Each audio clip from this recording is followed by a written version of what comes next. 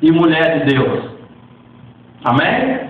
Nessa época de Jeremias, até o capítulo 5, a Bíblia diz que o Senhor disse a Jeremias assim: sai nas ruas de Jerusalém e busca um que busque a verdade e busque a justiça. A Bíblia diz que Jeremias foi aos pobres, não achou ninguém. Jeremias foi aos ricos, não achou ninguém. Jeremias estava sozinho no meio daquele povo, que, como eu disse, era o povo de Deus, se dizia o povo de Deus, porque a Bíblia aqui no capítulo 2 diz assim no subtítulo: Jeremias é enviado a Jerusalém para repreender pela sua rebelião. E Jerusalém, como nós sabemos, é considerado o povo de Deus, e Judá também. E eles estavam sendo rebeldes, amados. E Jeremias foi levantado nesse tempo. E muitas vezes eu e você estamos vivendo nessa época que a igreja, o evangelho, pessoas fazendo coisas erradas, e às vezes nós, para desistir ou como desculpa para desanimar do caminho, falamos: como é que eu vou ir na igreja, tem tanta gente errando? E tem muita gente desanimando de vir à igreja, de adorar a Deus, um propósito que Deus pôs na sua vida de servir a Ele, a nenhum homem, desanimando e desistindo. Por quê? Por causa de erro dos outros, amados. O que Deus quer de mim e de você é que nós tomamos uma posição e que nós venhamos ser corajosos, porque para levantar um homem no meio dessa multidão, no meio desses dois povos, para falar a palavra de Deus. E sabe o que Jeremias profetiza nesse livro? Eu acabei de ler o livro de Jeremias, profetizando mal. Não é bênção, não. Não é bênção.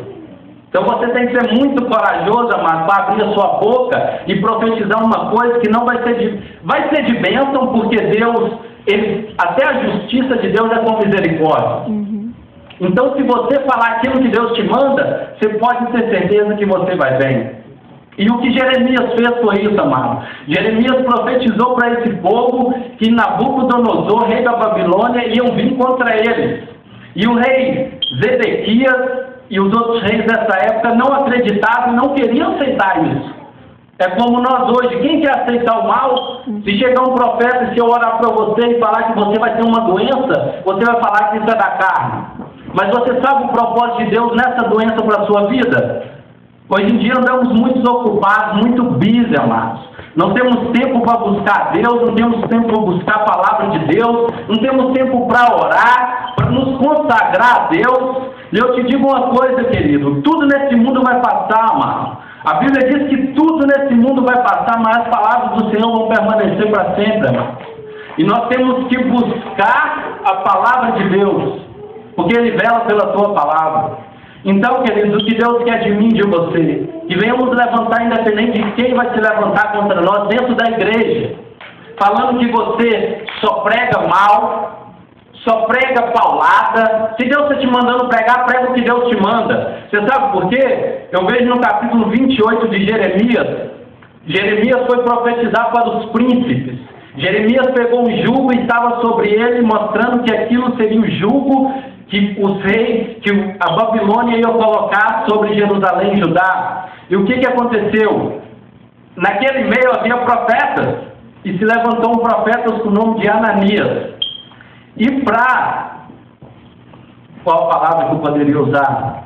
Para envergonhar Jeremias, vamos dizer assim, ele pegou um jugo e se colocou sobre ele, e profetizou ao contrário de Jeremias. E sabe o que Jeremias fez? Saiu. E quando Jeremias estava saindo, veio a palavra do Senhor: Jeremias, volta lá e fala que agora não vai ser um jugo de madeira, vai ser um jugo de ferro. E esse Ananias, você vai morrer ainda este ano. E assim aconteceu, mano. Esse profeta que profetizou coisa que Deus não mandou, morreu. E eu parei para pensar e imaginei: meu Deus, se o Senhor, Deus não mudou, amado, mas eu creio que Deus, depois que enviou Jesus, não sei, que Deus ficou mais assim amoroso, não sei, pela sua graça e a misericórdia, porque se Deus fosse como antes nesse tempo, amado, tanta gente falando coisa de carne hoje, para agradar o irmãozinho, para não sair de igreja, tanta gente falando aqui em cima coisas que não são de Deus, para quê? Para manter a igreja cheia. Amado, se Deus olhasse como Ele olhava para esses profetas antes, amado, eu não sei quantas pessoas permaneceriam na igreja. pregando a palavra de Deus. Porque não são muitos, amados, que hoje estão pregando a palavra de Deus pura e verdadeira. É muito eu acho, eu penso. E sabe por que o povo engole tudo? Porque não conhece Bíblia. O detalhe é esse. Eu falei, eu me senti muito mal na última pregação. Eu citei um texto que diz lá em Deuteronômio, que fala que maldito todo aquele que for pendurado na cruz. Eu falei Deuteronômio 18, mas não é 18, está no 21. Então eu me senti mal por eu ter errado questão de capítulo, mas eu sabia que está na Bíblia. Isso eu sei que está na Bíblia. Mas tem gente falando coisas, amados, que não está na Bíblia e nós aceitamos e até copiamos. É o famoso crente papagaio. Escuta um pregador pregando, achou bonito, mas nem vai procurar se isso é bíblico ou não. Aí quando tem a oportunidade de falar alguma coisa, vai e fala o que o pregador falou, nem sabendo se é Bíblia ou não. Por isso, amado, a Bíblia diz: errai por não conhecer as Escrituras nem o poder de Deus. E a Bíblia ainda diz em Oséias 4:6, me perdoe, não sei o versículo todo, mas a parte A do versículo, diz que o meu povo foi destruído por falta de entendimento. E hoje em dia não é diferente, amado. A igreja está morta. A igreja está morta porque não conhece Bíblia. Eu falei com minha irmã e falo, eu não tenho nada contra televisão, tenho televisão em casa. Questão de Globo, Record, que é do capeta, não sei. Sinceramente, não pregaria isso.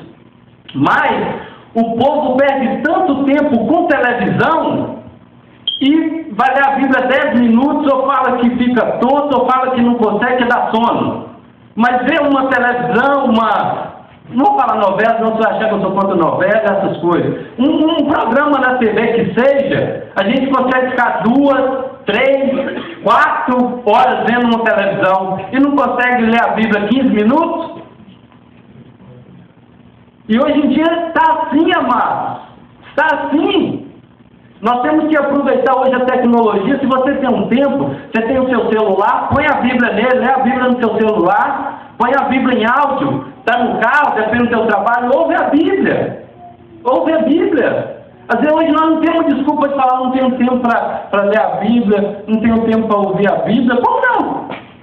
Como não? Se nós pararmos para pensar, como eu não tenho tempo para ler a Bíblia e como eu não tenho tempo para ouvir a Bíblia? Amados, com Deus não existe desculpas.